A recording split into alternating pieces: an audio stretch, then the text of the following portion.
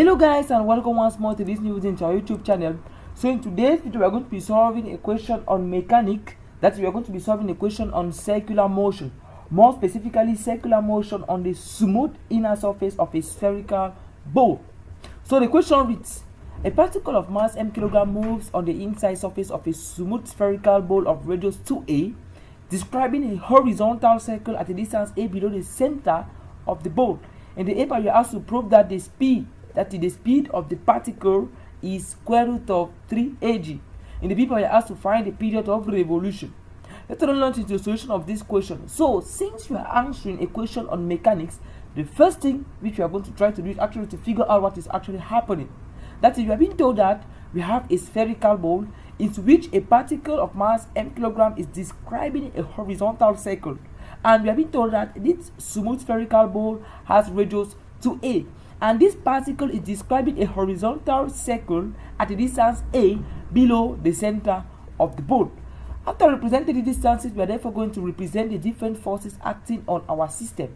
So, represent the different forces acting on our system, we are going to have the weight of the particle, which is mg. We are going to have the normal reaction force r of the bowl, which acts along the line of the radius of the bowl, and this radius obviously going to have two components. That is the x component, which is r sine theta. Why? Because the angle is exactly at the center of the bowl. And we are going to have the vertical component, which is r cos theta. So obviously we are also going to indicate the distance, the horizontal distance from the particle to the center of the bowl.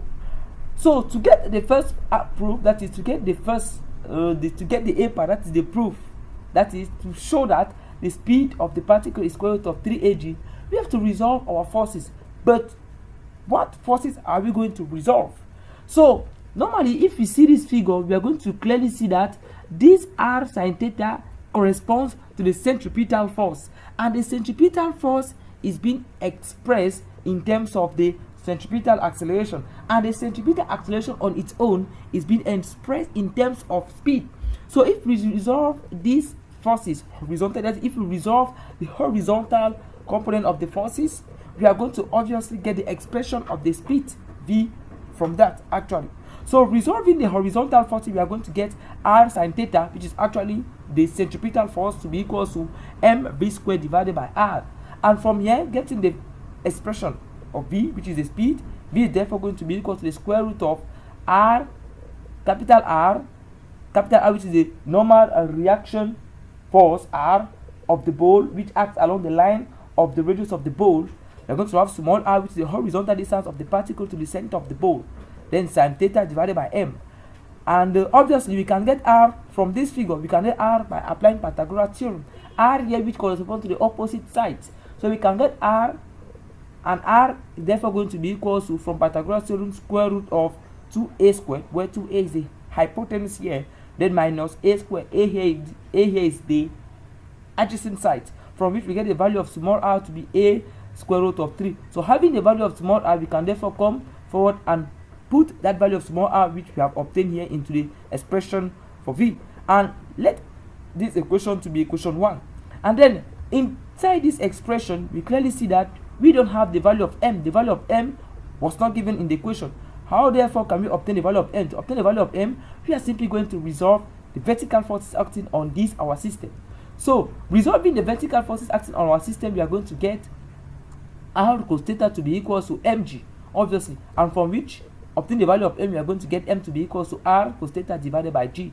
And having this value of m, we can therefore come and substitute it into this and into this our equation 1.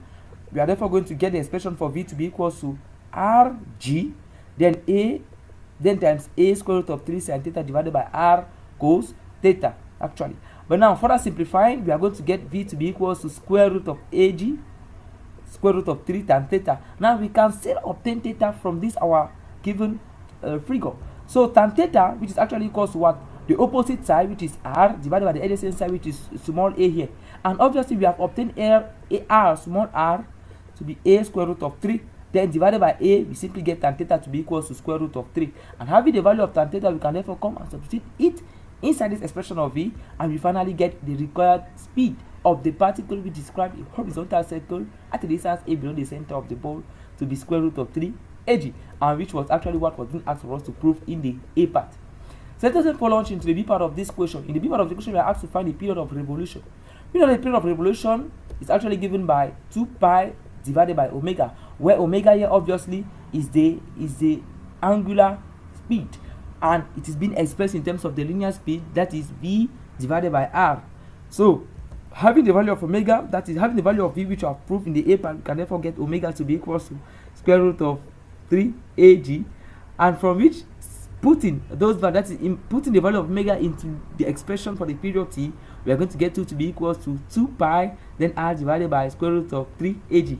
And further simplifying, because we already know the expression of r which we have obtained, that is a square root of 3, we get t, that is the period, to be equal to 2 pi a square root of 3 divided by square root of 3 ag, from which further simplifying we get t to be equal to 2 pi a, okay, 2 pi a then divided by square root of ag. Why? Because the square root of 3, the denominator is going to cancel with the square root of 3 in the numerator, from which we get t therefore to be equal to 2 pi times square root of ag divided by g, because we have multiplied top and bottom with the square root of ag, and from which we actually get the required period of revolution being asked in the B part.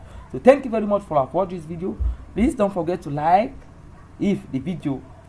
don't forget to like, to subscribe, and to share for others to benefit from the content. So thank you very much, and see you then for a very next interesting video. Bye bye.